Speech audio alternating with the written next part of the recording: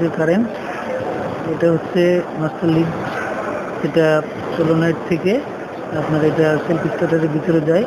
আর এটা হচ্ছে সরাসরি ব্যাটারি পজিটিভ। এখানে সরাসরি ব্যাটারি পজিটিভ অর্থাৎ 30 টার্মিনাল আসে। এখানে আছে সোলোনাইটের কারেন্ট, আর এটা হচ্ছে মেইন মোটরের ভিতরে লাইন যাবে। দেখুন কি সুন্দর স্পষ্ট দেখা যায়।